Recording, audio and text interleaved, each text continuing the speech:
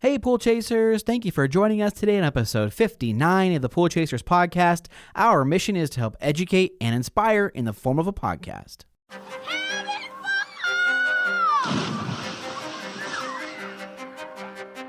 Welcome to your go-to podcast for the pool and spa industry. My name is Tyler Rasmussen. And my name is Greg Viafania. And this is the Pool Chasers podcast. All right, well, thank you for joining us today in the studio, Katie, all the way from Canada. How was your trip? Trip's been great. It's been a real scorcher here in Arizona, but I so appreciate the opportunity to be here. Yeah, we're looking forward to talking with you a little bit. Can you please share a little bit more about yourself? Were you born and raised in Canada? Yep, I'm a Canadian. I've lived there most of my life. I grew up in Ottawa, Ontario, Canada. That is the capital of Canada. Ontario is located above New York State. I've been out in Western Canada now for 6 years. I'm located near Calgary, Alberta, Canada. Known for the Calgary Stampede, and we're about 4 hours south of Edmonton, which is where Jobber is located. Shout out Jobber. Yeah, Jobber. That's kind of everybody knows Jobbers in Canada, and that's kind of where we're located too. Cool. So tell us a little bit more about kind of what you do now. How did you get into the industry? So as a child, I was a pool rat. I was at the pool every weekend, just swimming, diving for rings. I love being in and around the water. Was not a competitive swimmer, didn't have a swim background like that. However, I always knew I wanted to be a lifeguard. So as soon as I turned 16, I did my lifeguard training and started to work outdoor waterfront at a lake. I did that for a couple summers. Then I attended the University of Toronto, which is the school in Toronto. That's all right. People might not know that, It's funny too, because we call it UT in Canada, but UT obviously is UT in Texas, right? Yep. Not the same location at all. But I attended the University of Toronto for my undergraduate studies, and I worked at the pool there. We had a 50-meter competition pool in a 400,000 square foot facility. And I really got a ton of experience working at that facility as a lifeguard, as a swimming instructor, as a shift supervisor, as a facility operator.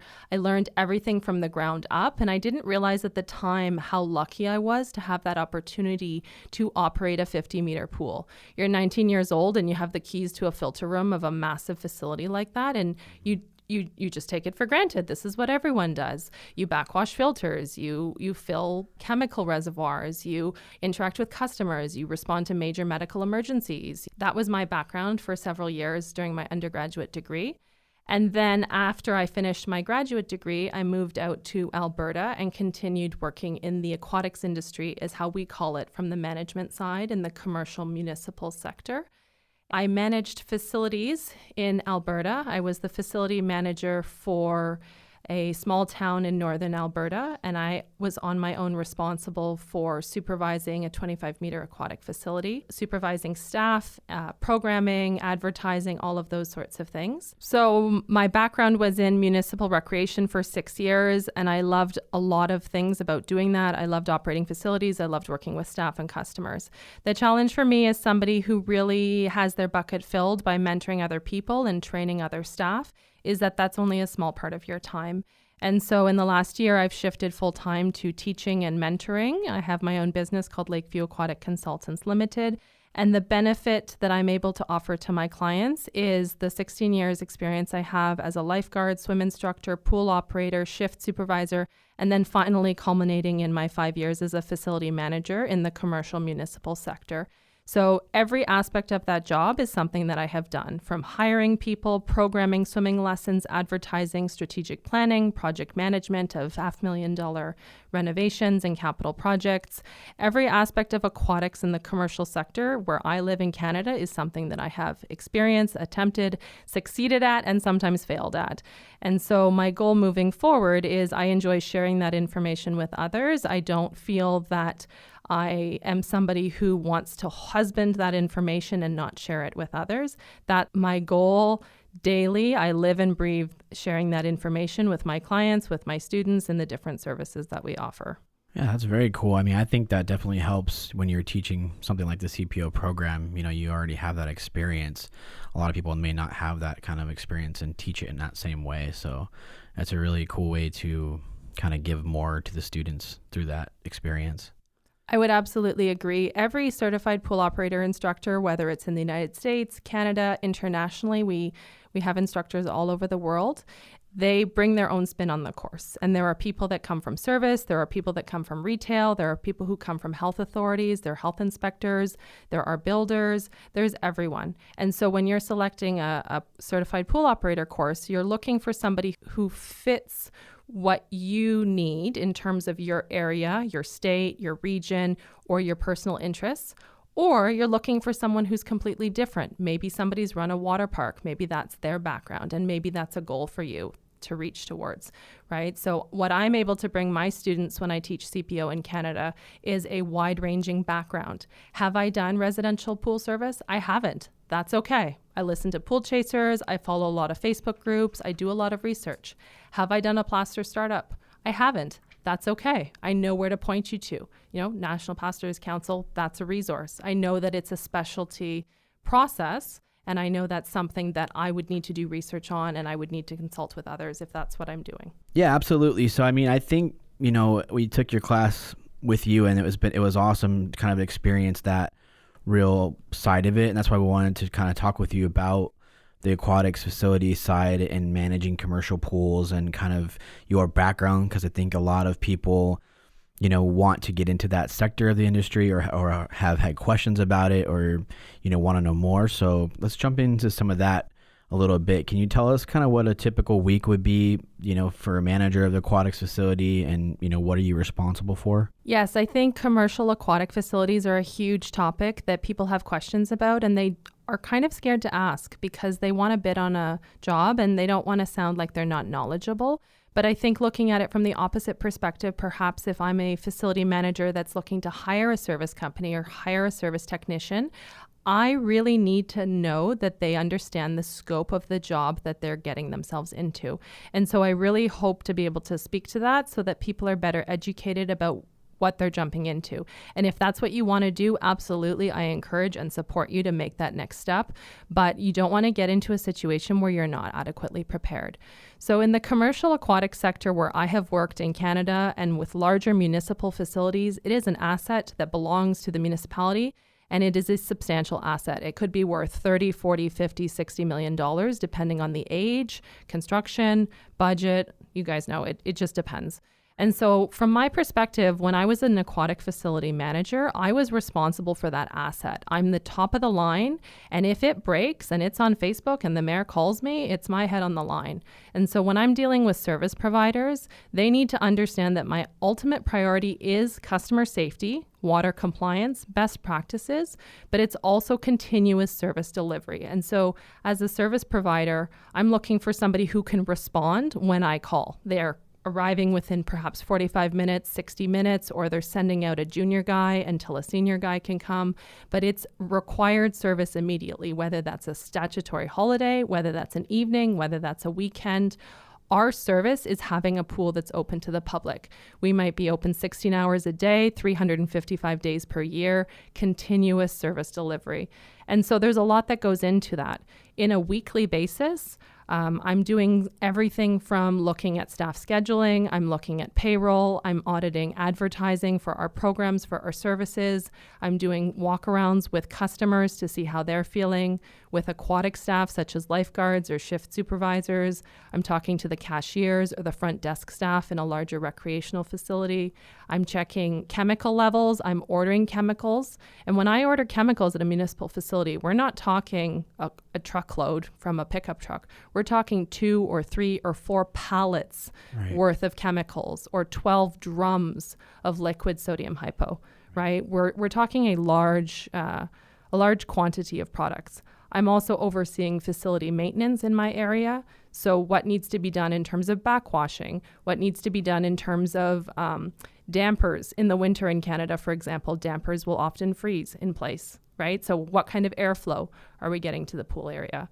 There's a lot that goes into it, and it's completely comprehensive in terms of all sides. The one thing that people need to realize is that it's a 40-hour-a-week job.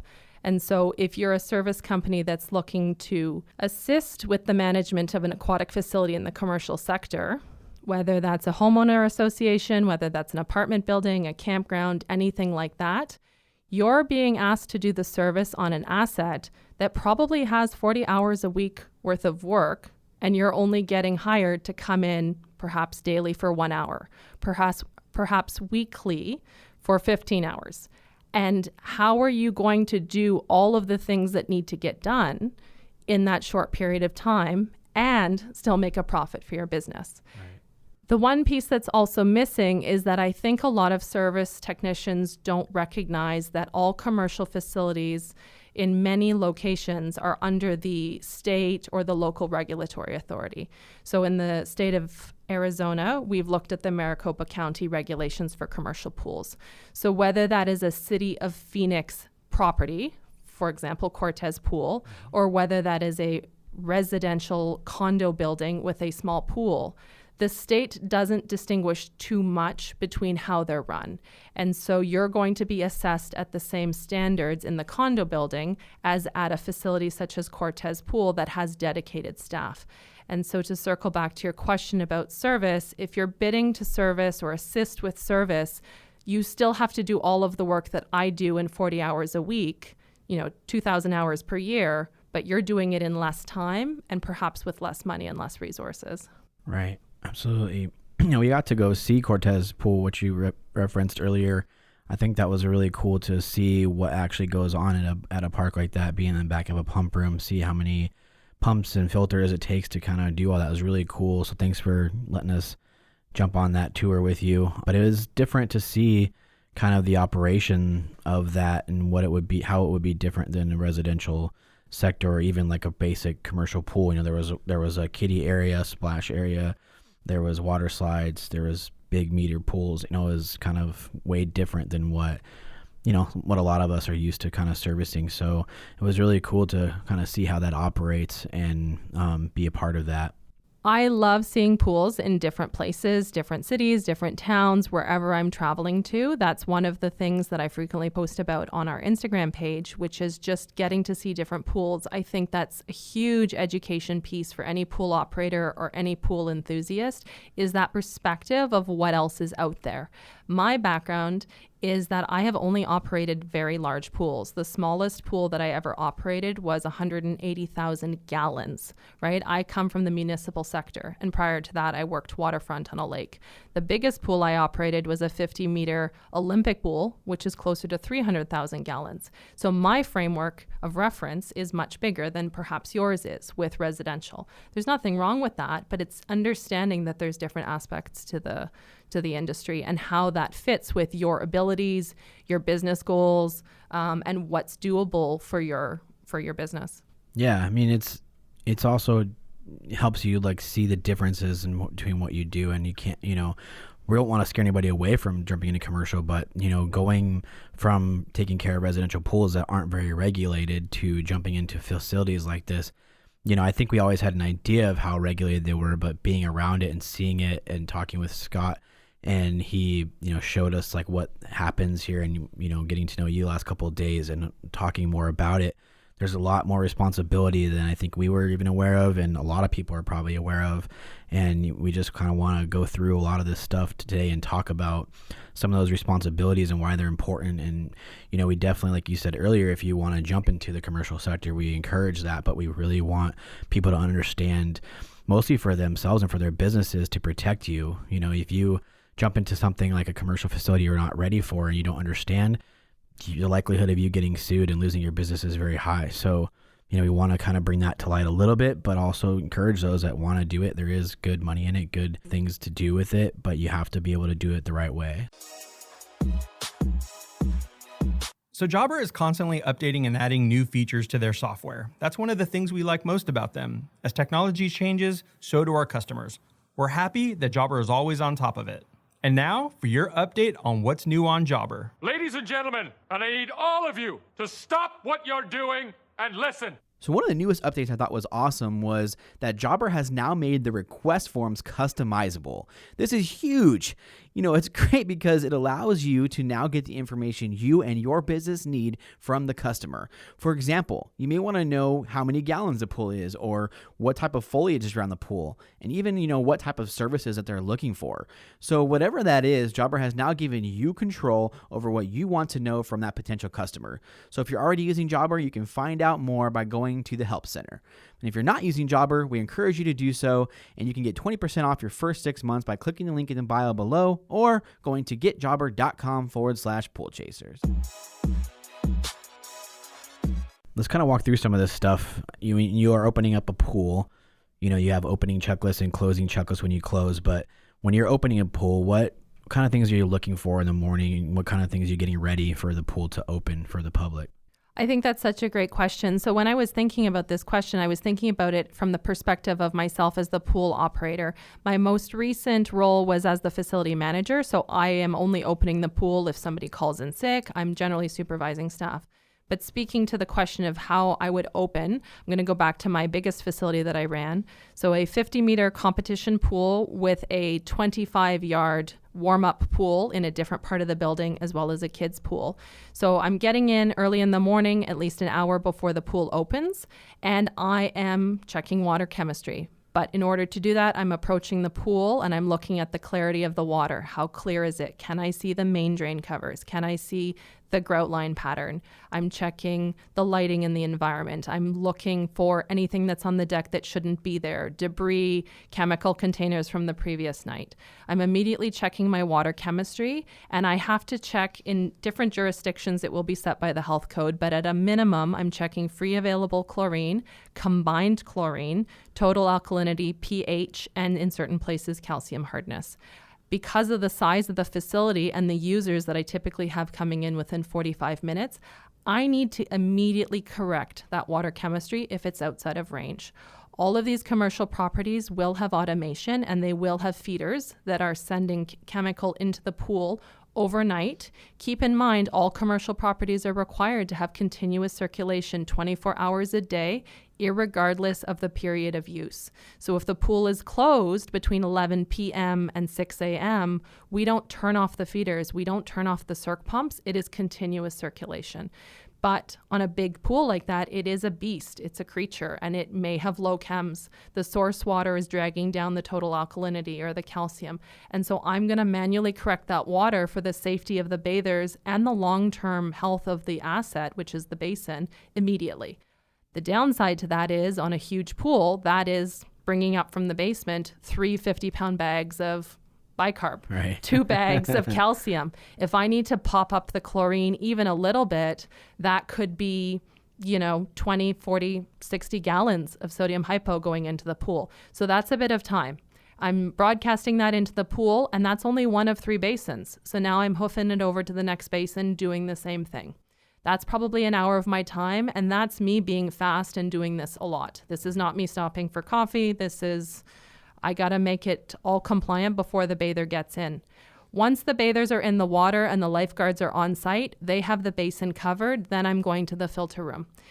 If there was a major chemical issue, such as the chlorine had bottomed out, there's no chlorine in the pool, I will correct it, but I may have also checked the filter room earlier to see if a feeding line split or what happened. Was the reservoir dry? But if there had been no major issues, in the second hour, I'm going to each filter room, and there may be multiple filter rooms in multiple locations.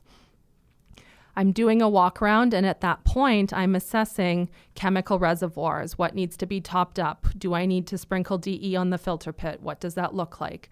I'm measuring the water in the pool, so I'm checking the water meter, or I'm turning on the fill line. Typically, in my experience in commercial, we don't always have autofill because the risk of an 8-inch, 10-inch line busting or filling for too long is not worth the risk. So We're topping up the pool. I'm checking pumps, making sure nothing has lost its prime, checking lines, ensuring that everything is feeding. There's no clogs at the injection point. I'm checking filter pressures. When do we need to backwash? I'm doing all filter room stuff.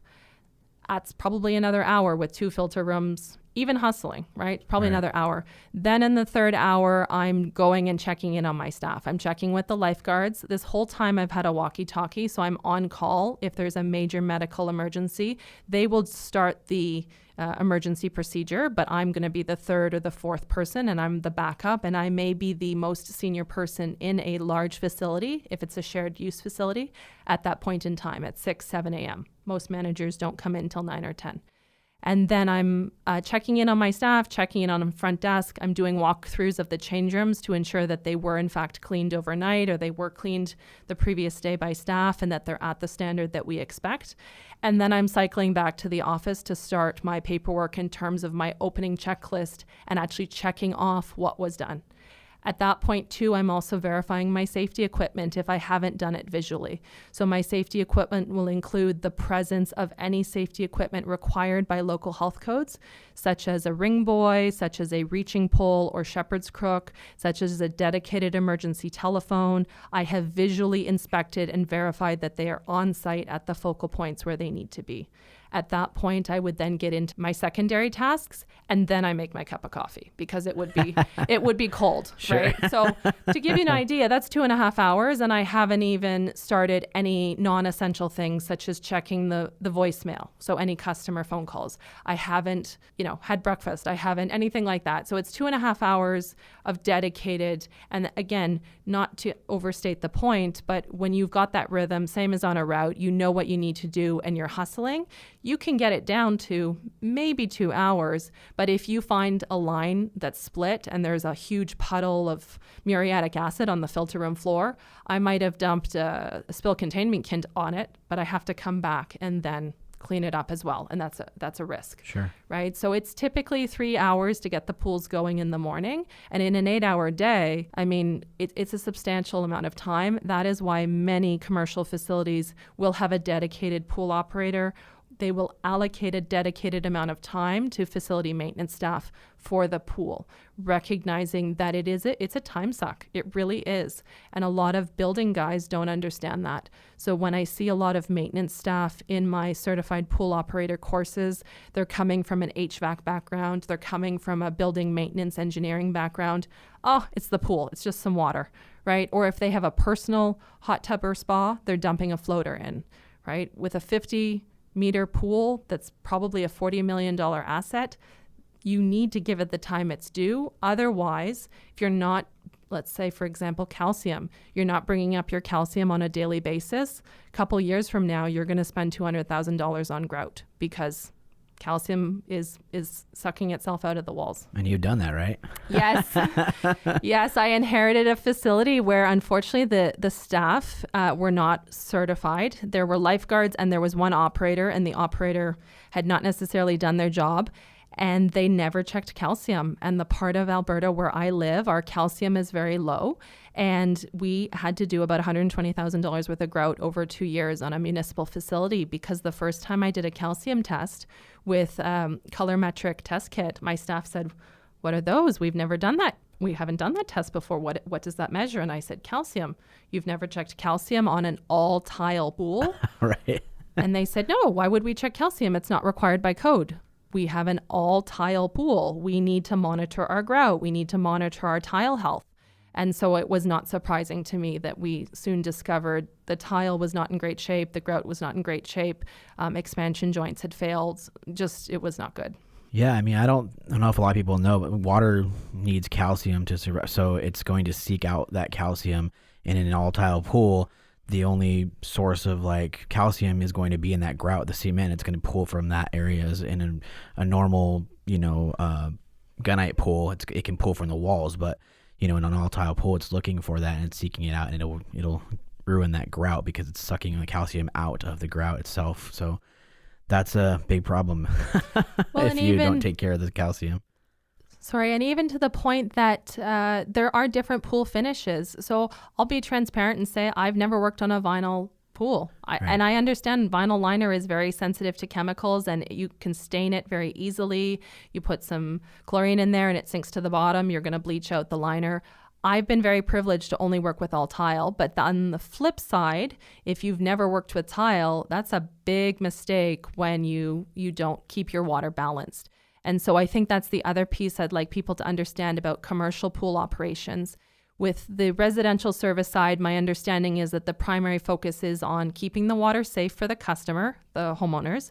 Yes, you would like to keep in mind the long-term health of the pool basin and the structure, but the immediacy of who's going to pay for that replacement is not there for you as the residential service technician, because you're not anticipating servicing that account for 10, 15 years.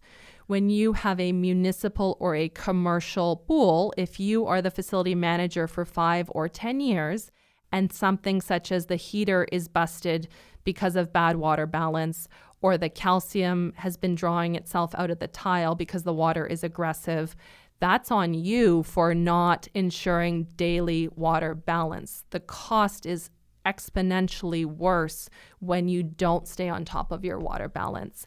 And often when I visit former CPO students in their workplace, it is because of different challenges they're experiencing. However, they didn't realize how bad it was until their GM was upset, perhaps in the hospitality industry, because they're asking for $5,000 for a new pool heater. They didn't realize that the water chemistry would impact the guts of the pool. Sure. Right? Yeah, well, speaking of water chemistry, that kind of leads into the next question. It's important in all aspects of all taking care of a pool, in general, but on the commercial sector, I think one of the things we realized more after being around you and Cortez Pool and all that is how important it is to test it very often. And, any type of fluctuation can have a major impact. Whereas in residential, we're probably going to that pool once a week and putting tabs in the floater, and that's going to last all week because you're having, maybe a family that swims 3 times that week, and the chlorine is sufficient enough for that.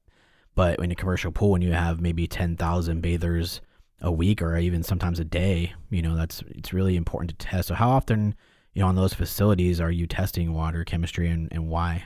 That's a great question. I think that's a question that a lot of service companies need to be considering when they're looking at bidding on commercial service, because it's a huge time commitment.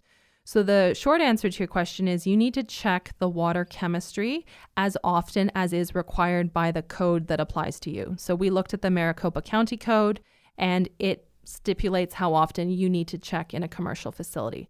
Now, that could be as little as every 2 hours in some states or areas. That could be as infrequently as every 4, 6, 8 hours, or 2 times a day, 1 time a day.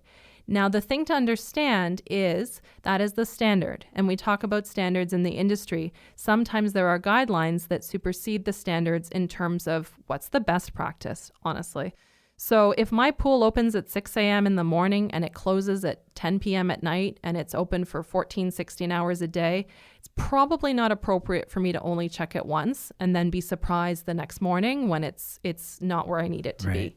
Again, to restate, we do have automation. We do have controllers. We are required to have them.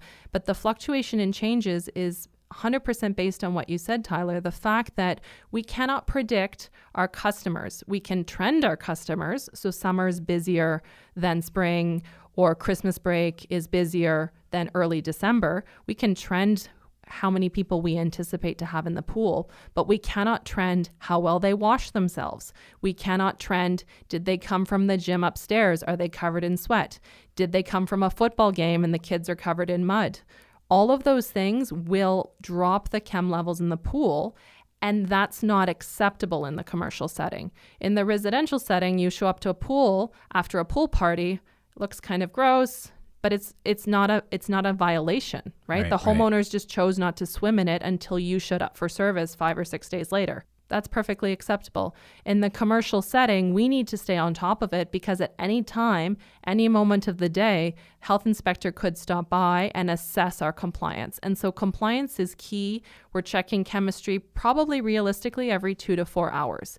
We might check it more frequently on an older facility that has a longer turnover. That's a huge concern. So older facilities may receive grandfathering, and their turnover, which is the time that it takes the volume of water to move through the system from the basin to the filter room and then back to the basin. If it is 8 or 10 hours and it's only receiving treatment at the injection site in the filter room, that's 10 hours for something to get better or 10 hours for something to get worse.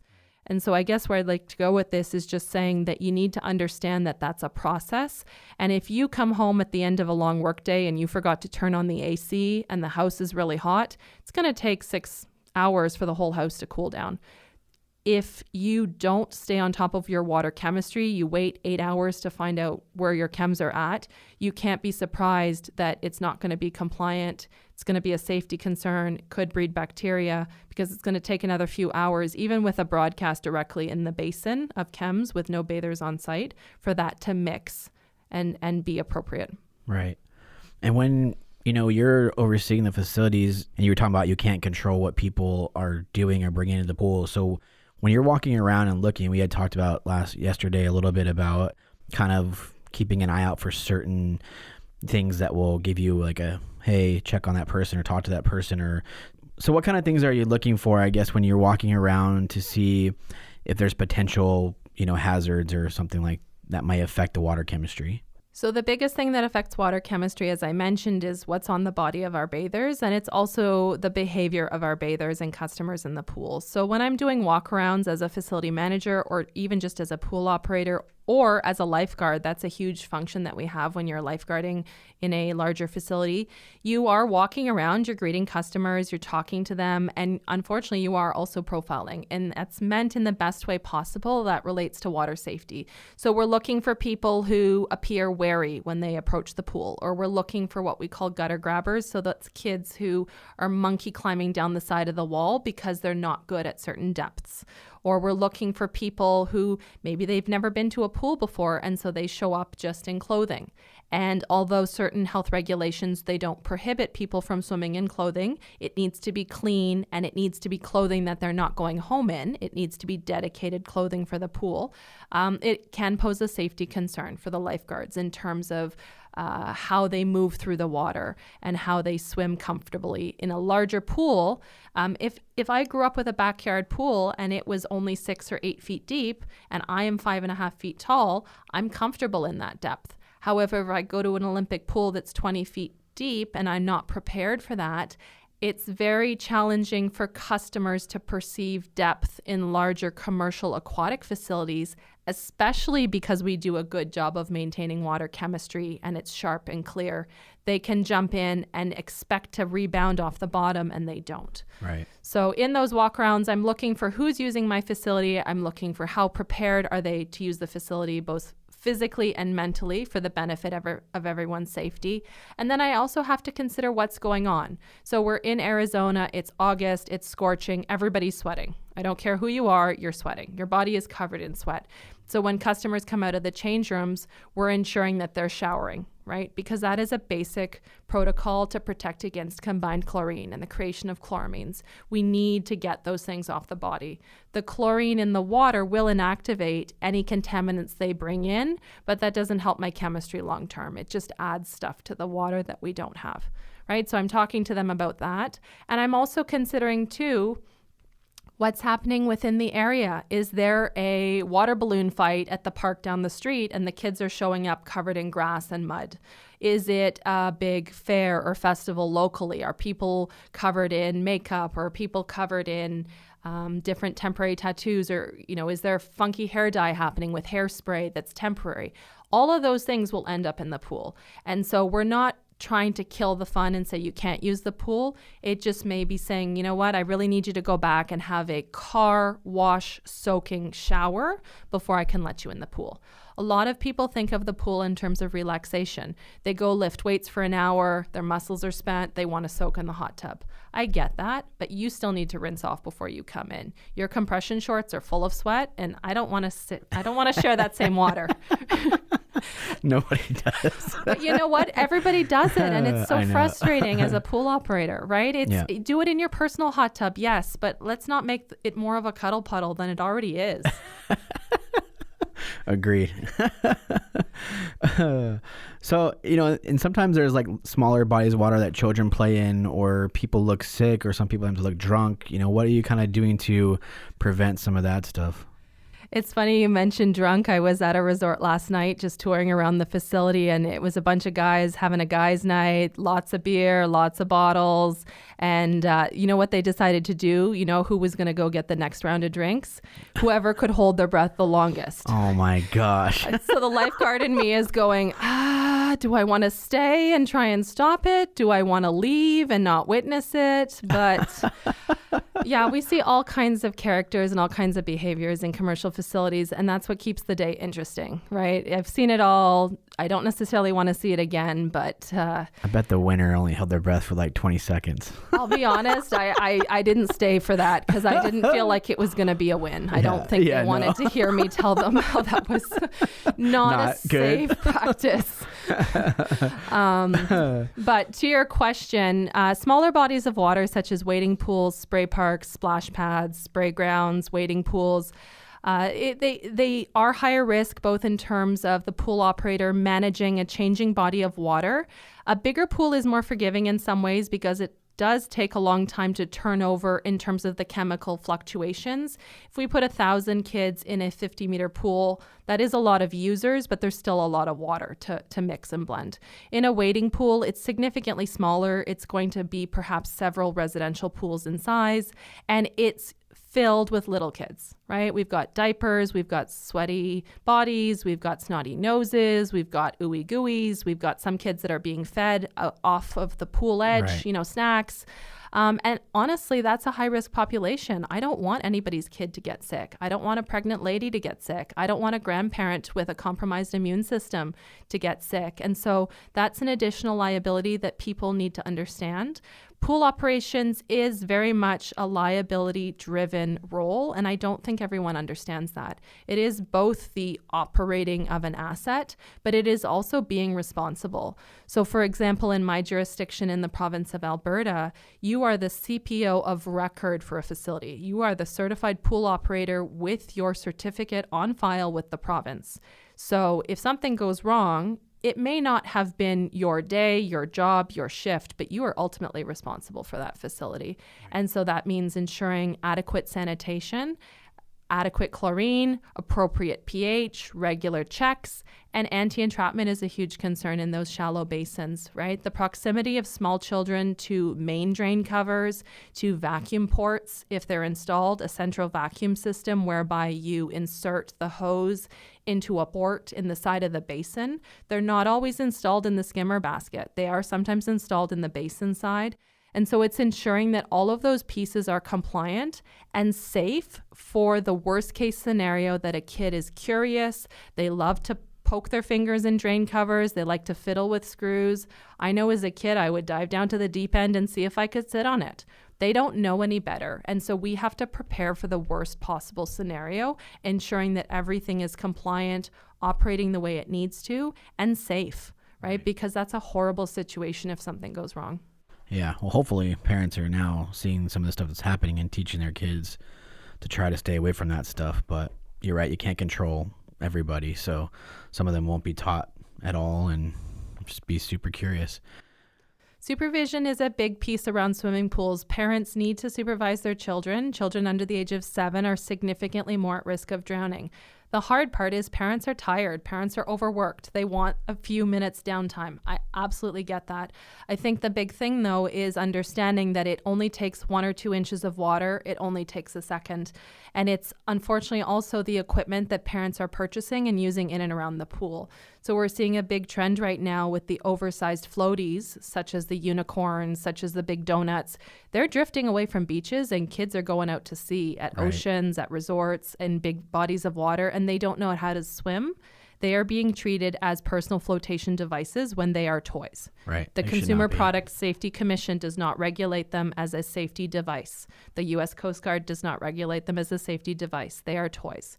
The same thing with water wings. There's a misunderstanding that if I put on a puddle jumper on a kid's chest or water wings on their arms, that they are going to be safe in the water, that is a supplement to supervision. It's not.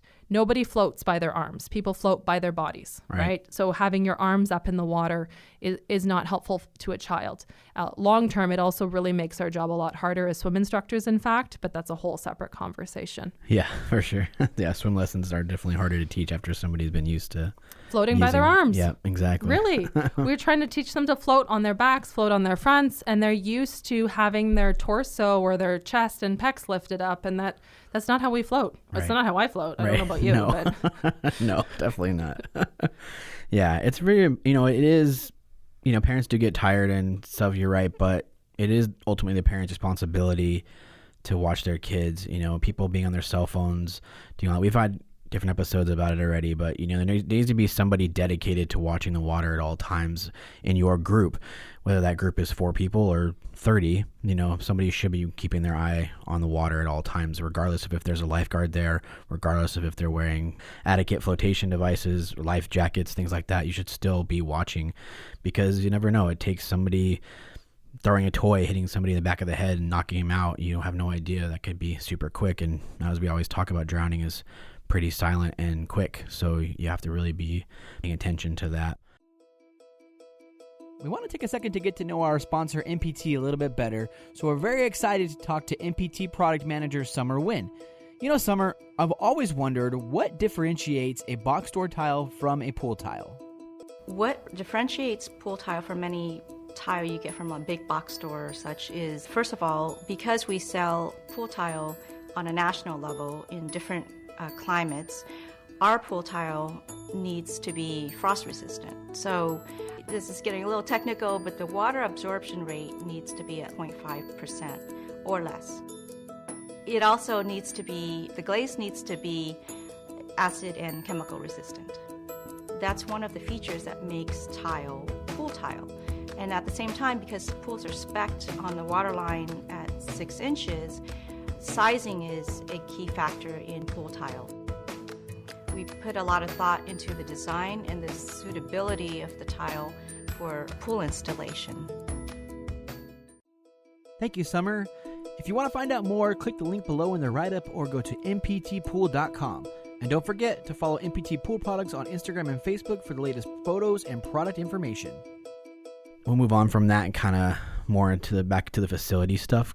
Chemicals are different, obviously, by how large the pool is, how many gallons.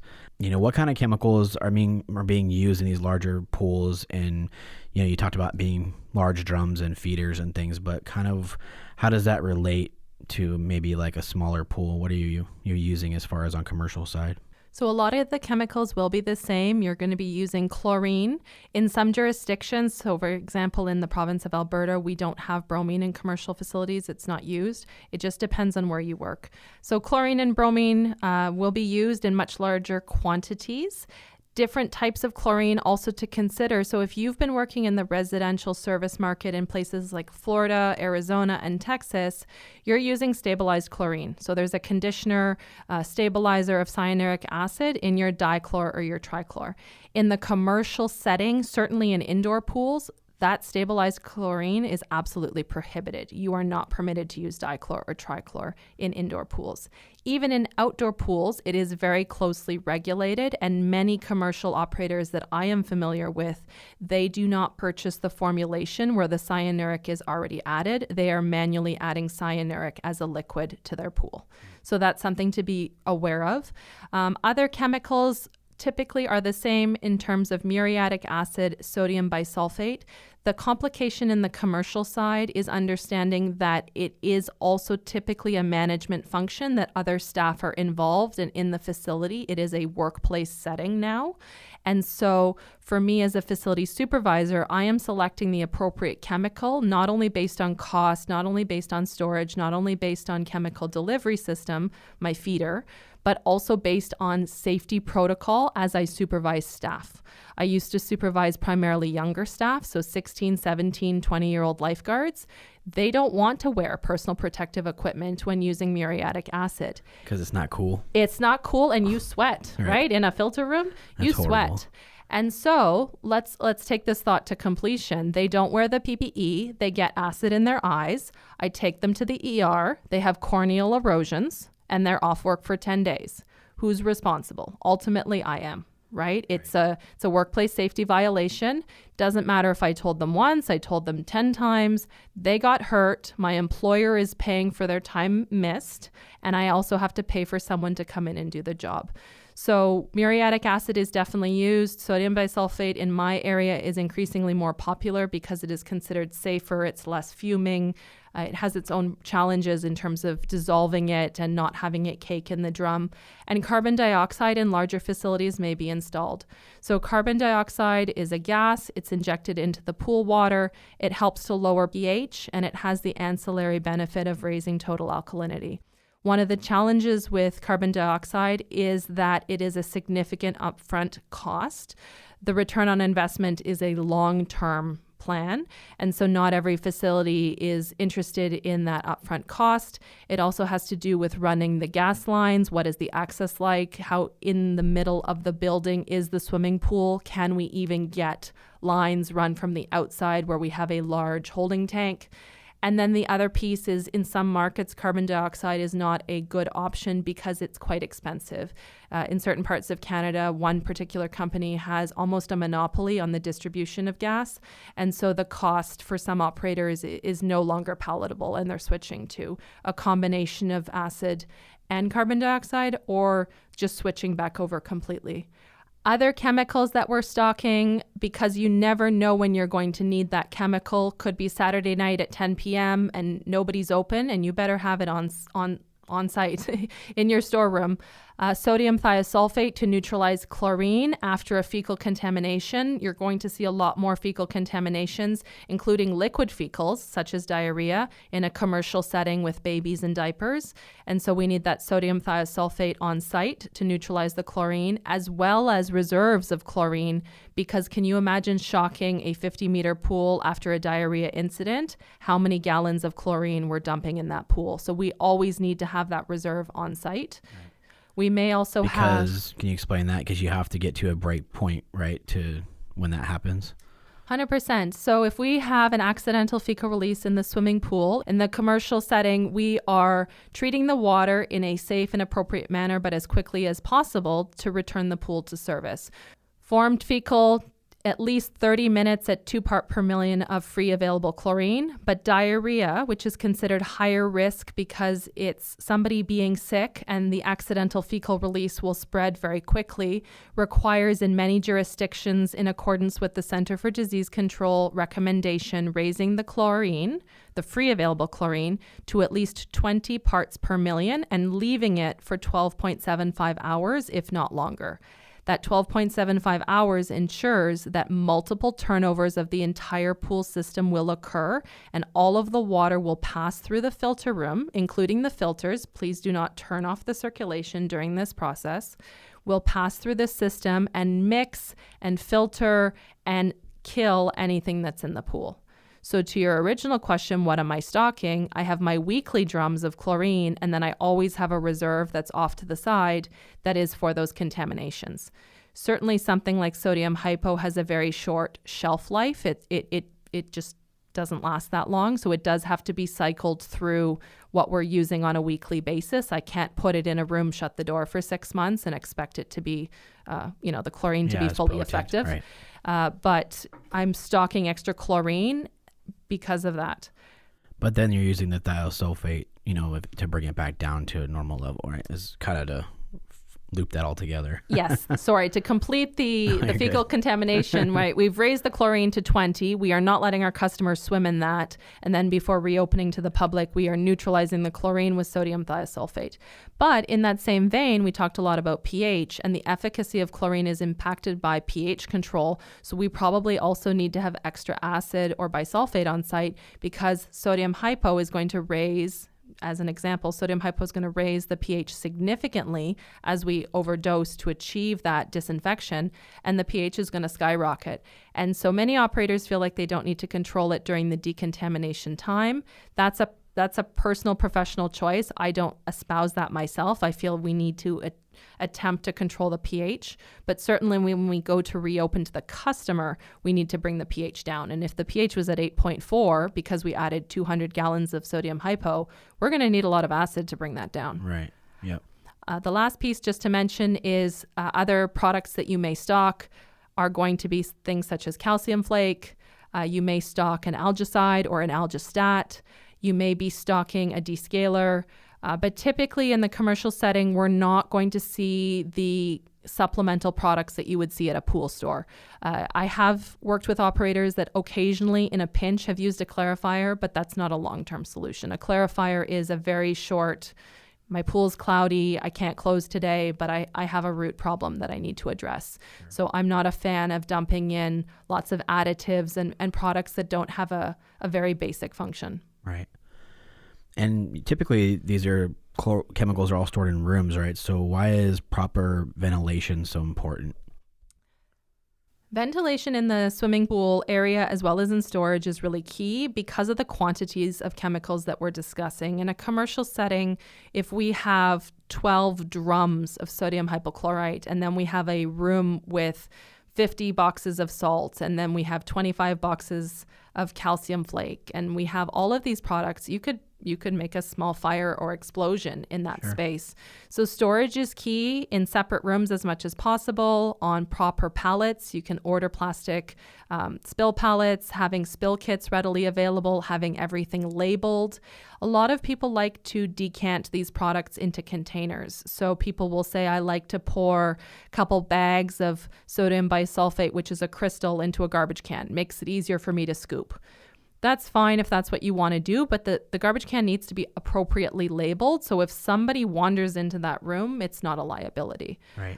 I'm a huge fan of Rubbermaid makes these containers for bakers that are on wheels with casters and clear lids, and you can easily fill them up, wheel them over to your reservoir, do what you need to do, and move them back in place. But ventilation is not only in the storage room, chemical supply room, in the filter room, it's also in the swimming pool area. So we're not in a submarine. We cannot recycle all of the same air endlessly. We need to bring in fresh air from outside. The reason we're concerned about air in the swimming pool is because of the buildup of combined chlorine in the water and then chloramines in the air. So there's a lot of research being done on the impact long-term to staff such as lifeguards, pool operators, facility managers, even high-performance bathers. Somebody like Michael Phelps, who would spend 6 hours in a swimming pool, breathing in that air in the top 12 inches above the water. That off-gassing is happening, and unless you have good ventilation through the pool area, it's going to hang low in the air above the water, and that's exactly what they're breathing in. Right. You were saying sometimes they're kind of testing now, kind of like air that blows across the top, right, and kind of different ways to ventilate all that. Yeah, chloramines are a huge area of interest in the scientific community when it comes to swimming pools. The old school of thought was, let's not blow the air, the ventilation system for the building. Let's not blow the air across the pool because that would create a wind chill effect where the bather is cold. Half their body's wet, half their body's getting blown on. They're going to complain because they're cold, right? The customer saying, you turned down the pool today. I didn't turn down the pool. It's a shoulder season. It's fall, it's spring, it's hot or cold outside, and the inside of the building hasn't caught up. That's why you feel cold when you're in the water, right. Or that's why you feel cold coming out of the pool. But now the thinking is, let's have blowing across the pool surface so that we can lift off that top 12 inches of air contaminants that are hovering above the pool. There's also studies being shown what is an appropriate level of chemicals in the air, right? So we're venting fresh air into the building so that we can recirculate the contaminants outside of the building, but nobody's really set a standard as to what's acceptable as an occupational exposure limit. So when we talk about OSHA, we talk about perhaps 8 hours at this concentration is acceptable without personal protective equipment. If I'm a lifeguard working in a pool 8 hours a day, 5 days a week, 365 days a year for 10 years, and I'm developing asthma conditions, or I'm developing pneumonia every year, or I have allergies or sensitivities, maybe that's because I work in a pool with poor ventilation. So the province of British Columbia, which is to the west of me in Alberta, they've actually come up with a chloramine standard. They're leading the march, as it will, in Canada, and they're looking at occupational exposure and what's acceptable to workers in that environment. Another place that people can go to look at air ventilation when it comes to swimming pools is the Model Aquatic Health Code. That's really the gold standard in the United States for different technical specifications for areas such as air circulation requirements, velocity, turnovers, clarity, cleanliness in terms of how it's being filtered, how it's being mixed, that sort of thing. Right. Yeah, it's all super important to be safe, and it's good to try to figure out best ways of practice for that, because if you are around pools all the time, sometimes you can get asthma or other things. So working on ways to better that is awesome. Let's talk about secondary disinfection for a minute. Things like UV and ozone, which some facilities are now adding on. Can you please talk about those and why it's still so important to have some type of residual in the water? So chlorine and bromine, they leave a residual in the water. So what that means is that at any point in time, if a bather enters into the pool, there should be a residue or a residual of chlorine or bromine freely available to go and inactivate the contaminants that they bring into the pool. It's not if, it's when, right? We don't want to swim in a bathtub. We want to swim in a swimming pool. So the distinguishing piece is having free available chlorine or bromine. The add-on piece that people don't understand is ozone or UV. And we talked a lot about that this week. Those are considered secondary or supplemental forms of disinfection. They are considered in many commercial markets inadequate on their own because they do not leave a residual. So what that means is they only clean or sanitize, disinfect, inactivate at the point of contact in the filter room.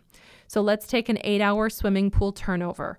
The water leaves the basin, it goes to the filter room, it hits the UV light. Most people are familiar with UV light, happens in a tanning bed, happens in, you go to the dentist, they put the dental tools in a tray, they pop it in a special oven. That's UV light. It's a high concentration to inactivate. It's getting cleaned at that point in time, but as soon as it passes beyond the UV lamp, it re-enters the pool. If there's dirty kids, contaminants, germs, it is not going to continue to disinfect. It was disinfected before.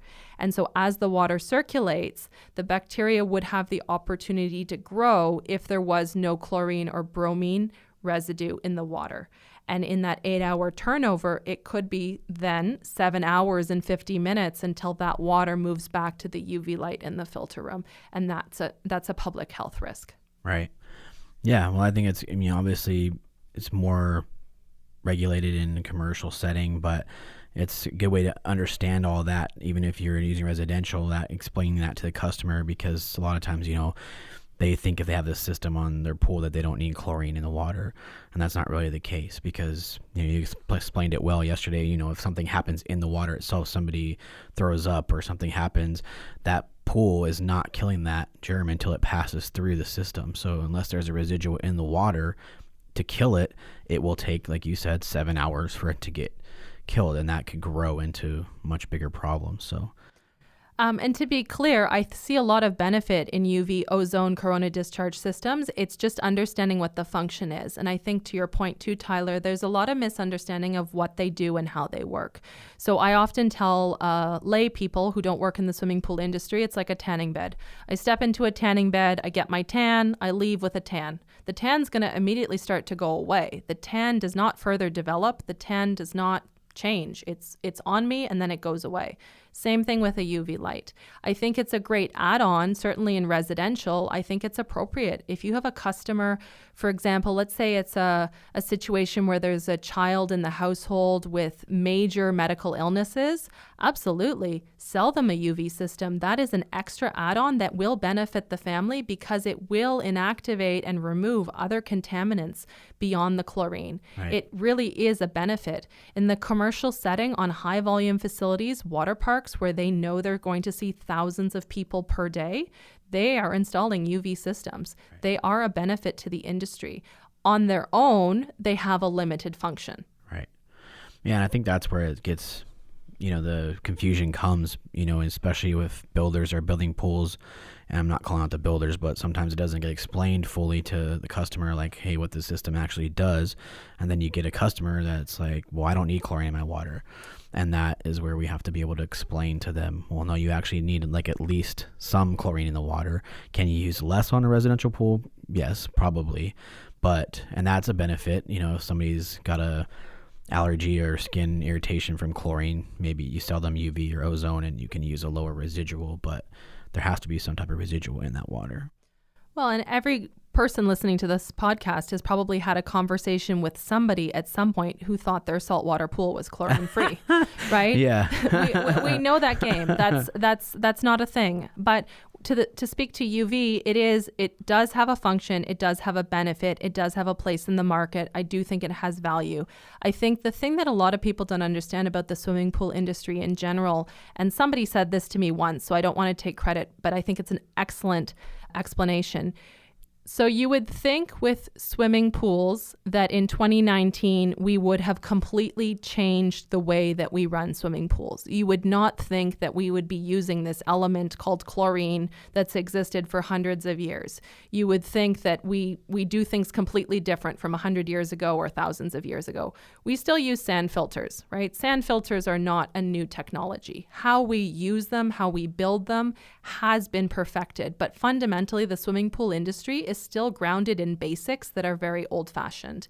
And that freaks some people out. They feel like that's a problem and we must need to innovate in the industry the same way we get a new iPhone every year. And professionally, I would say that you don't want to throw the baby out with the bathwater. There are a lot of things that continue to be the best way to do something. A sand filter being a great example. Can we make improvements? Can we add a UV system? Can we add flocking agents? Absolutely. We can do whatever you want to do at your price point and at your level of commitment to maintaining the system properly. But it is still fundamentally a sand filter, and people may be uncomfortable with that concept of an older, air quote, innovation. Right. But yeah, I mean, that's important to make sure that we still use things that are very well vetted, but at the same time trying to advance the industry but also doing the due diligence on those new technologies to really understand them and make sure they work. Because to your point, a commercial facility isn't going to put something on that hasn't been very well tested because it's too much of a high risk. So it's high risk, and they'll be told by the health authority that they can't do it, right? You need to request a variance if you want to try something. And really with the health authority, I want to encourage pool operators to understand that it's not personal. It's not about you. They're not trying to make extra work for you. They're putting their neck on the line. The health inspectors every day on every restaurant they inspect, every nail salon, every swimming pool. They don't want anyone to get hurt. And so they're just doing what they need to do to ensure that the pool is safe. And that will mean prohibiting things that they don't understand or that do not have a presence in the market. So a lot of conversations happening online, different operators talking about things like hydrogen peroxide, biguanides, borax, all of these different things. If you want to do it in your personal pool, you want to do it on your route with your residential clients, go for it.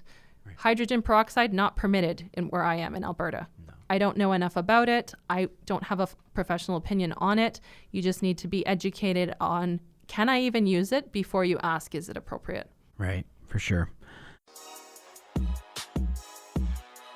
So I want to take a minute to introduce our newest sponsor and supporter, Ledge Lounger. Oh yeah, really excited and thankful to have y'all on board with us. Yeah, we actually recorded an episode with Christopher Anderson, the CEO and founder of Ledge Lounger. It is actually episode 29, so if you have not heard it and to understand more of the story, go check it out. Definitely one of our favorites. So I think the easiest way to describe their product is they make a high quality outdoor furniture that looks amazing, especially by the pool. Their signature product is a chase, and I can't think of a more iconic piece in our industry than that. Definitely. The chase sits in the water on Baja or Sun Shelf. You might notice people tanning on these on Instagram, and their feed is just blowing up with thousands of likes and comments. Oh yeah, I've definitely seen those. So probably rings a bell now. Yeah, so we just actually recently went to Brookshire, Texas to meet up with the Ledge Lounger team. We took a tour of the facility and really got to understand the company and culture so much more. Everyone was so full of energy and excited to be part of the team, and they all did their jobs flawlessly. And they just came out with a line of games.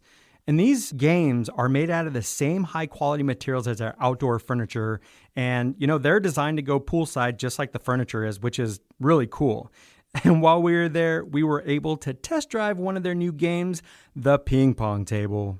And let me tell you, Yes, please tell us. I don't know if you saw on our Instagram IGTV, but I was passing out whoopings on their ping pong table. Oh my! I mean, Tyler and JC, they just, if you see the IGTV, you'll know they just didn't stand a chance. I mean, I really felt like Forrest Gump in his prime. Oh my! Just kidding. Y'all tried. I mean, you do get an A for effort. Oh, thanks. So anyway, if you want to find out more about Ledge Lounger, go to ledgelounger.com. Speaking of health inspectors, when they're going through the facilities, what are they looking for, and what would you get docked on if you're not doing things properly?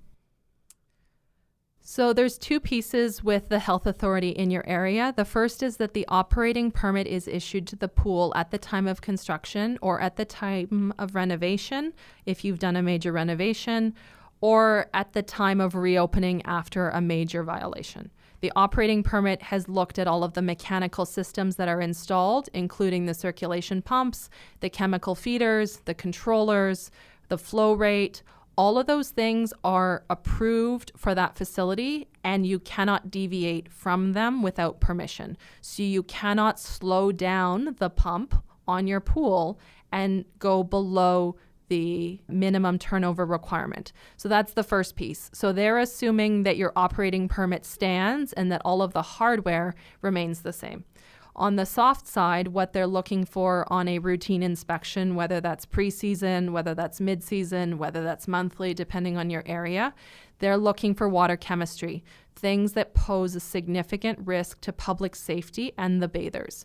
We've all seen those news alerts, the lady recently with her hot tub leg, right, the infection out of Tennessee, anything like that, that's their number one concern, potential public health risks. Their secondary concern will also be infrastructure on the suction side or the basin, as well as safety equipment. So main drain covers need to be intact. All 4 screws or all 8 screws are anchored.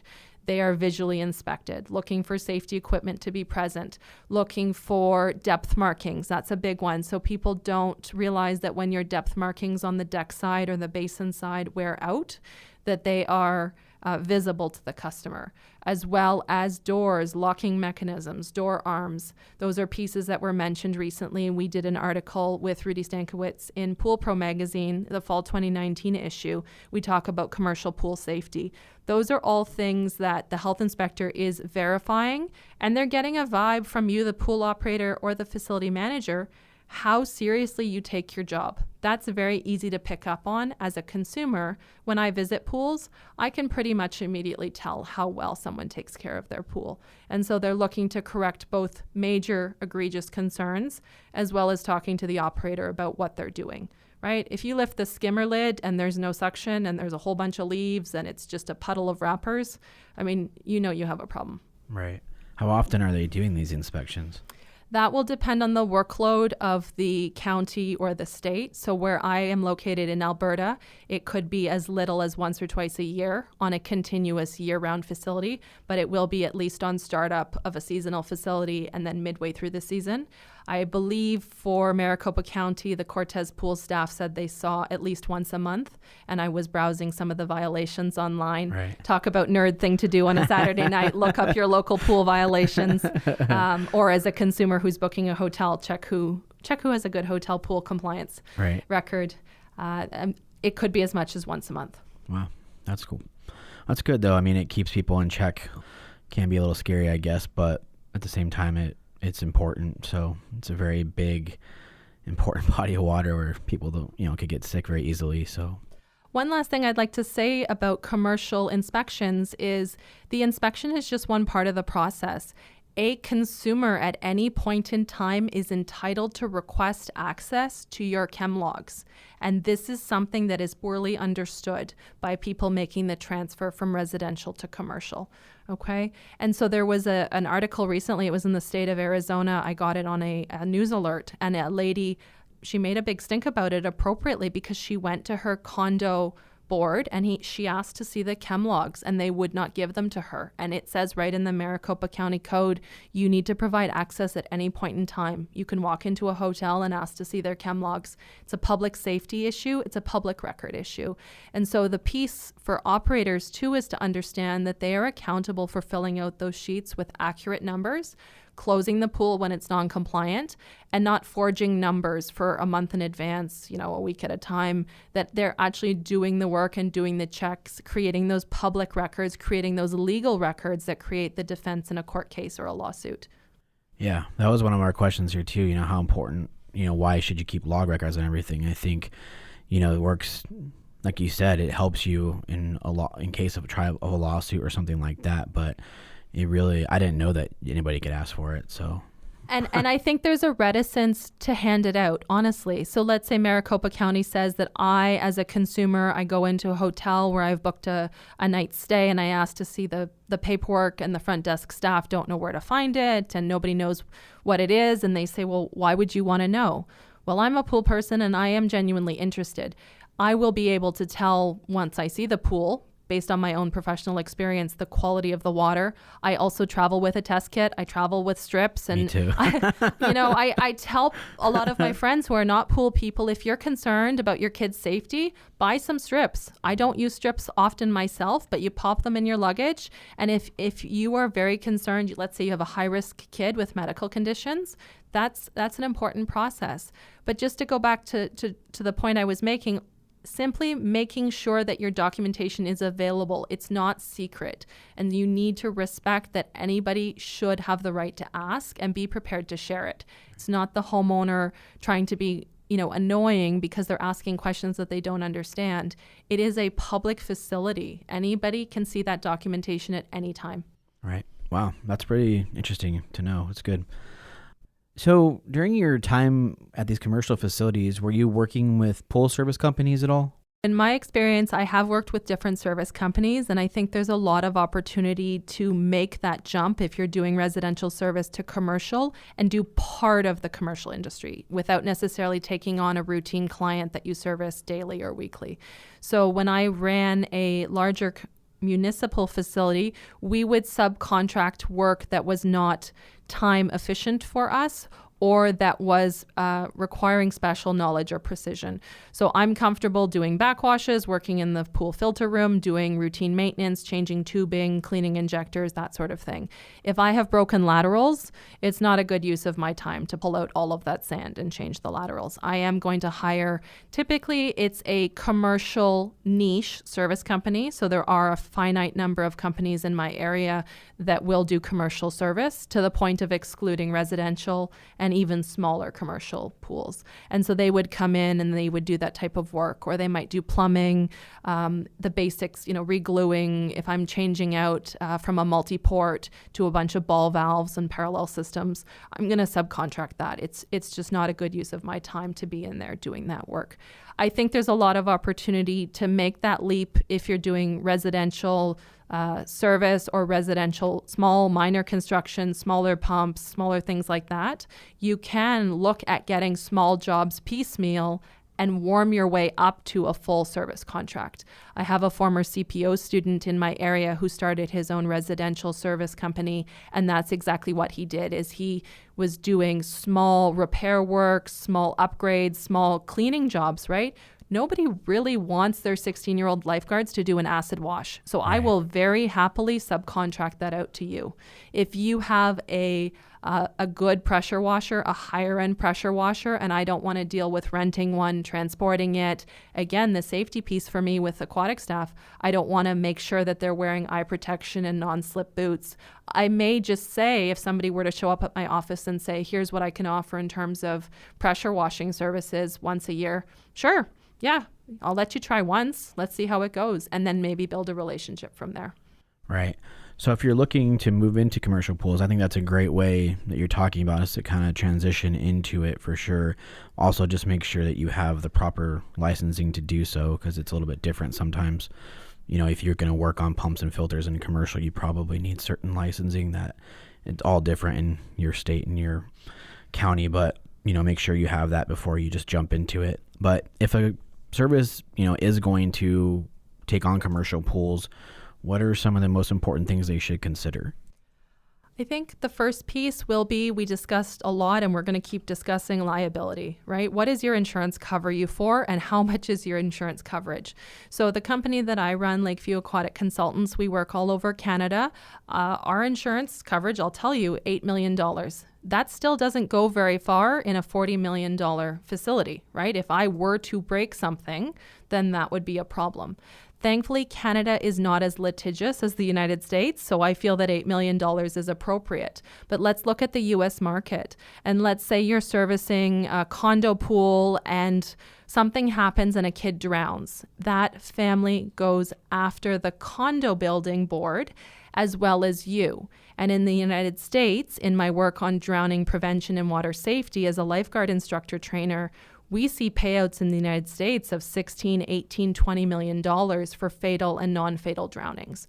So if you're working with that client, do you have the appropriate insurance? Do you mentally understand what that liability looks like? So that's definitely the first piece. So what would protect you in that on the pool?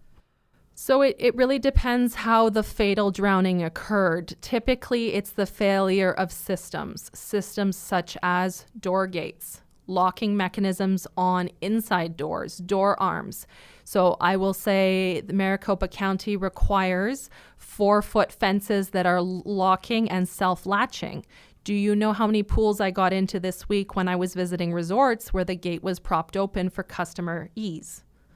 Right? I get both sides of it, right? But again, if you're not following the code is there to protect you. Signage, depth markings, buoy lines are a big one. So if you do not have a buoy line marking where the shallow end becomes deep, the slope starts or the drop off, that's a visual cue to bathers that it gets deep.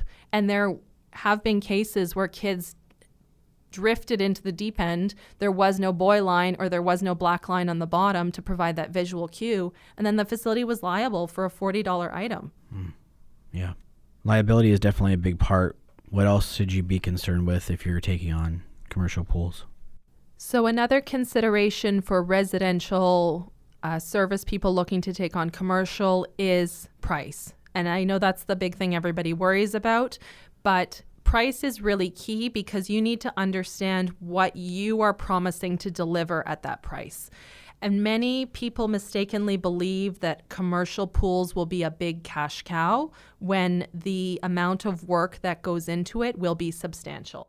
The other piece of that is you have to think about why these locations are requesting service bids. What has caused them to change how they do things? Were they found to be non-compliant by the local health authority and they are now forced to bring in a certified pool operator or service company to do the work that they were not themselves doing? And so people don't understand, okay, I bid, I won the contract. Now you get to do all of that work that they did not disclose to you. You are not often going to be coming into an organized, well-run pool. You are going to be coming into that residential pool that you don't want to work with because it's so poorly maintained, because it's so poorly managed. Yeah, really think about that. I mean, I've bid on a couple, which then made us really not try to anymore, just because I did see some of that, and I could see in the pump rooms with things are constantly leaking, and you can come in and you'll see 20 violations right away that they may not want to fix, or you may have to pay money up front to fix because, they're working on 30 or 60-day contracts, where you're not going to get the money for that time. So that's a good point. You're taking on pools that are probably not in the best condition, and you should prepare for that and bid properly. I think that's the biggest thing that's misunderstood is it's going to be a cash cow. It's not going to be a cash cow unless it's well run. And if it's well run, why are they hiring you? They're only going to hire you because they have a need. And so as you guys often in the podcast talk about attracting the clients that you want and repelling the clients you don't through the appropriate screening process, you have to ask a lot of questions. And it's any business that you run or that you operate, you sometimes have to turn down work that you think is suited for you. And at that moment in time, it's not. And a better client will come along. But really fundamentally, that's what I see teaching certified pool operator courses is there's guys in my classes from commercial facilities that are there because they've been hit by compliance violations. And so they're to get trained and there to do a good job. And then they are hiring service companies to assist them. but they're already on the back pedal because they've been doing things wrong and they haven't been servicing things the way they need to. Right. Well, I think there's a lot of smaller commercial pools too that, don't have full-time people or full-time staff. You can get into like HOAs. I know we had when I lived before, there was an HOA with a small pool. There's not somebody that's there running that pool, so that's probably ran by a service company. Small apartments or condos, things like that, probably don't have full-time staff. So those are some of the ones that would be looking, that could be typically, in some way a cash cow or whatever you want to call it if it's done right. But yeah, if they're calling you for certain violations and you're doing the bidding, they'll all say though, like, and I think you said it is part of their code to have to get bids every so often to prove. Yeah. And I'm so glad you brought that up, Tyler, because that's something that I see often in the dialogue or the debrief online in the CPO classes when guys don't get the contracts. People don't understand that municipal financial procurement policies require, often in Canada anyway, $5,000, I need 3 tenders. $50,000, I need to post it publicly so anybody can bid on it. $75,000, it needs to be reviewed by accounting firms, things like that. So it's not a personal relationship. It's they're doing their due diligence, because if you're on the other side, another service company in the area wins a contract without going through the appropriate process, you could sue the government. You could make a public stink at a meeting, a council meeting, because that's not the due process that's required. And so I think the last piece I'd like to say about that is just understanding that it is a little bit more complicated, but it is a great way to start.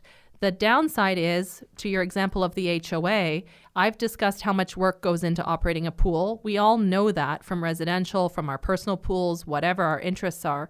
But if you think about the company that's only willing to hire a service company to do pool service on their pool that may be open 7 days a week, they're unwilling to hire a maintenance staff member full-time 40 hours a week.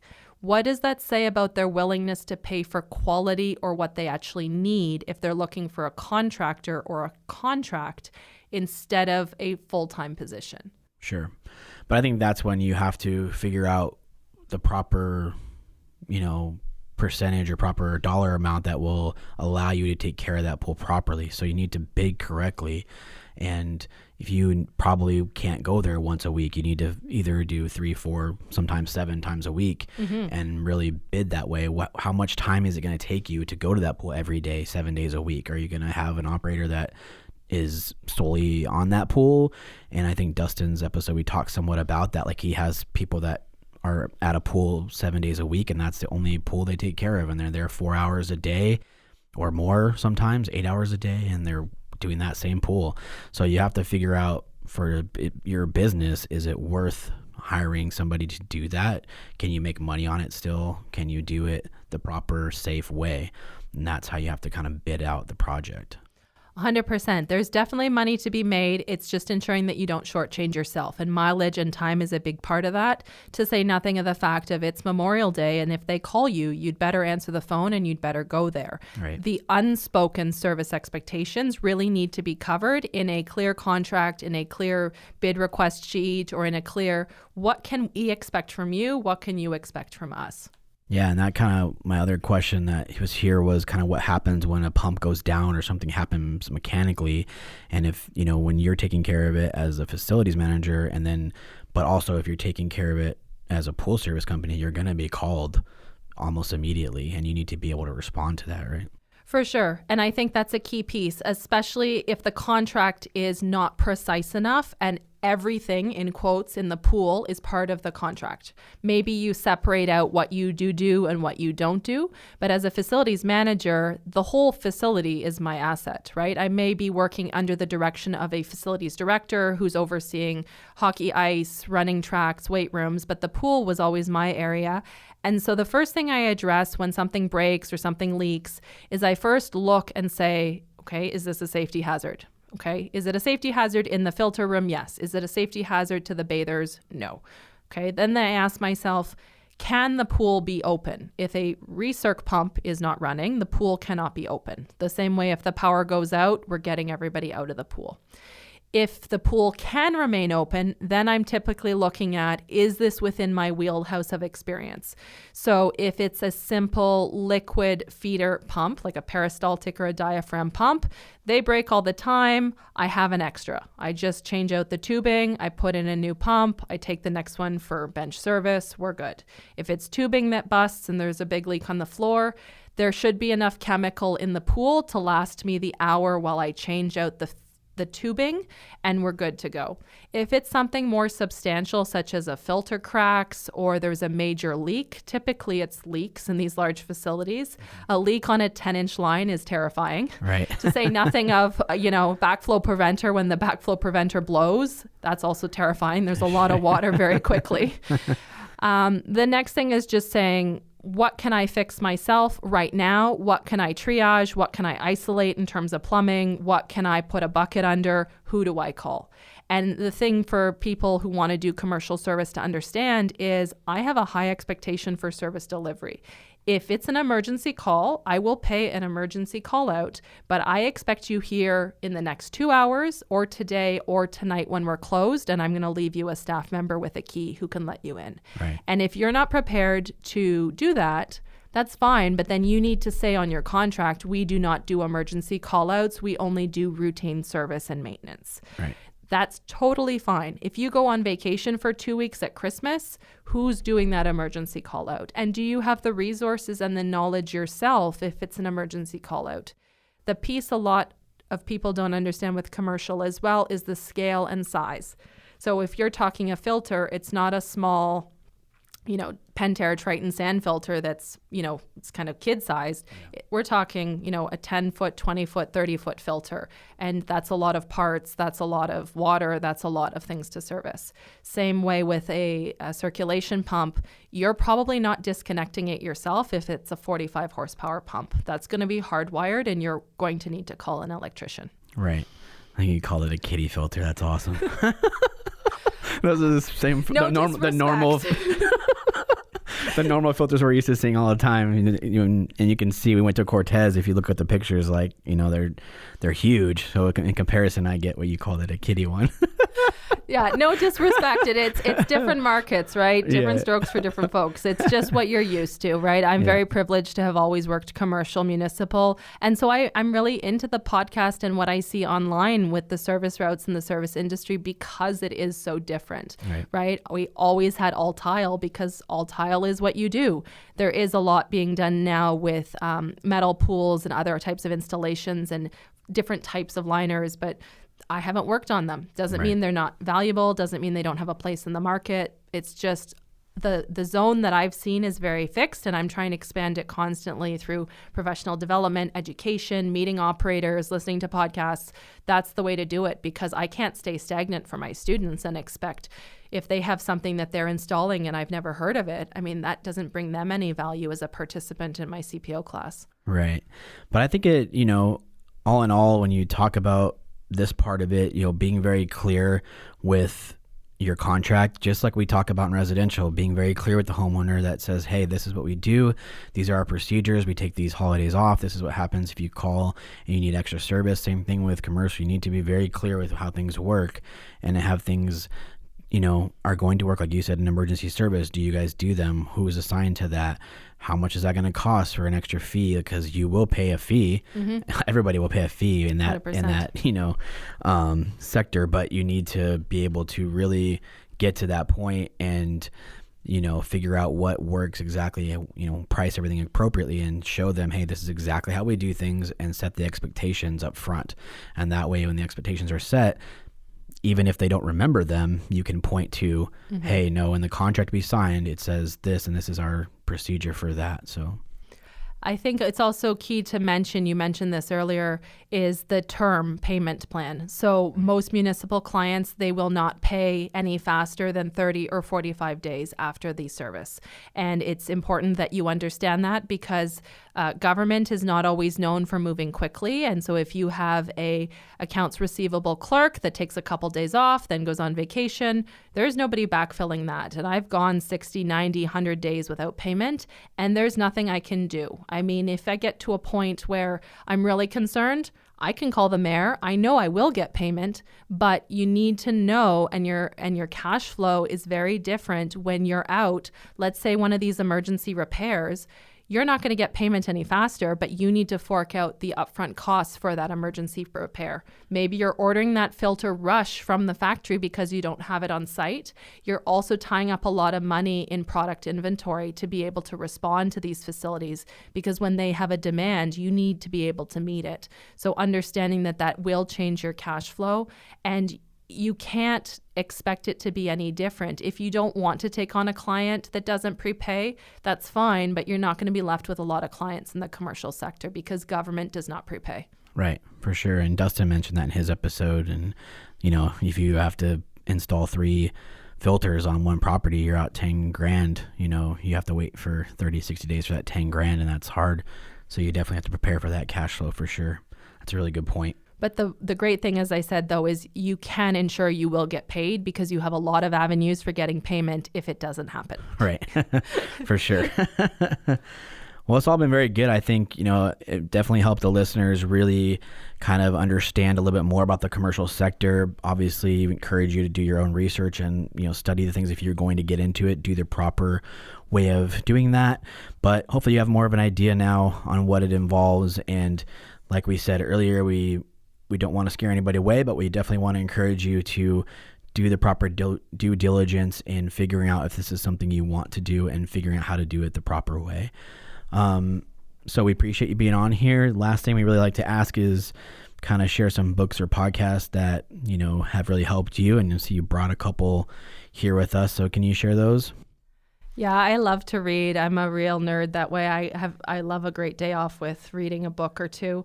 I brought a couple that I think are helpful, and they're going to be quite different from some of the books that other visitors have mentioned, because for me, my background managing other staff was always trying to better understand the staff that I supervised, as well as the clients that I worked with. So the aquatic industry, in terms of lifeguarding and teaching swimming lessons and working with pool operators, you meet a lot of different people from backgrounds in life, right? You guys have mentioned habitually the pool industry is a great way to get a job, to get a business. It's a great way for people of all different experience and backgrounds to make a good life for themselves. And I totally agree.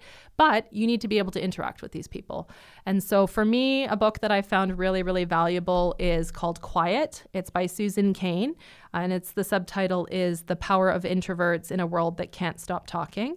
I myself would identify as an introvert, but I extrovert all the time when I'm teaching and working with clients. And there's a lot of introverts out there, both in residential pool service, right? You get to work on your own, make your own hours, be your own boss. But it's understanding that there is a lot of benefit in introversion, and it's not always a bad thing. I believe that current society sees introversion as something bad. We're all into posting on Facebook, on Instagram, being the flashiest, being the trendiest, and introversion is a valuable asset that we don't want to diminish in our employees or in our contracts, right? Sure. It helps you relate to customers, and really, you have to change that personality sometimes when you're interacting with customers, for sure. 100%. And being assertive and being authoritative is not always being the loudest, right? It's Right. being confident and being knowledgeable. And if you're an introvert, you can be very successful in business by finding those strategies to ensure that people understand the value that you bring to them. Sure. Another book I really found valuable as a business owner is The Power of Habit, Why We Do What We Do in Life and Business by Charles Duhigg. And so the genesis of this book is understanding that we all have habits. We know we have some habits. For example, I make coffee every morning and I take it to work. That's a habit. That's not a habit that's going to impact my business in a meaningful way. But when it comes to the decisions that we make in our lifestyle choices and in our work choices, there's a ton of habits that we have that prevent us from being successful in business because we naturally tend to do the same thing over and over again without doing any investigation into why. And so he talks a lot about cueing, and what causes you to do something by default is because the brain is trying to save energy and effort. Decision fatigue is a thing. I remember being midway through a shutdown a few years ago, almost $500,000, 25 subcontractors, different parts of the basin. Somebody came up and said to me, have you finally decided what color you want the sound baffles to be? And I said, respectfully, I don't care. I have hired you to pick the best color for this pool space. I really don't care. You're the professional, you pick the color. And the guy didn't really believe why I said that. And it was just saying that's not a value added for me to pick the color of the sound baffles, right? I don't need to exert any energy on that particular decision. I don't want to fall into a habit of not making decisions where it's appropriate. So just evaluating your habits. Sure. And the last one I just want to mention is the more of less. Finding the life you want under everything you own, Joshua Becker. It's more of a life book, and it is a little bit, they're known as the minimalists. He's one of two writers. It does talk about owning less and how you can streamline your life and making decisions easier because you have fewer of them because you're more essentialist. So he does talk about things that some people may not be comfortable with owning less or doing less or spending less. That's not why I mentioned the book. I just mentioned the book to expose people to the idea that you can streamline your personal life, you can streamline your professional life in terms of delegating to other people. What's an appropriate task to delegate? When you are micromanaging your staff or your facility or your business, you are preventing it from growing because you cannot conceive of somebody else doing it better. And so looking at what priorities you have in terms of service and training other people, and then translating that into how you run your business. Absolutely. That's a really good one to understand how to delegate. For sure, especially if you're running a team. Well, thank you so much for being on. I've had a really good time talking with you. I think it's very informative. Can you tell listeners, where they can find out more information about you, your business, and, if they want to reach out to you? Absolutely. So my name is Katie Crysdale. The business I have is called Lakeview Aquatic Consultants Limited. We're based in Canada. We work in Canada and internationally. We don't work in the United States just because we can't. We're not allowed to. But you can follow us on Instagram, Lakeview Aquatic Consultants, missing an A, TNTS. Somebody else out there has that handle. Not sure who it is, but we show all of the pools that we visit, different things that we're doing. We have a Facebook page, same thing, Lakeview Aquatic Consultants. I love the Facebook page. We post a lot of news articles about pool operations, water safety, different things that are trending in the news. Our website, lakeviewaquaticconsultants.com. You can contact me through the website. We have a contact form.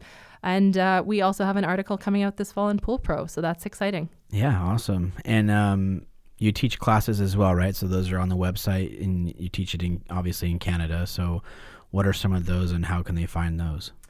So we teach certified pool operator classes across Canada. Those are all available on our website. The 2020 schedule is now up, and registration will be available later in September.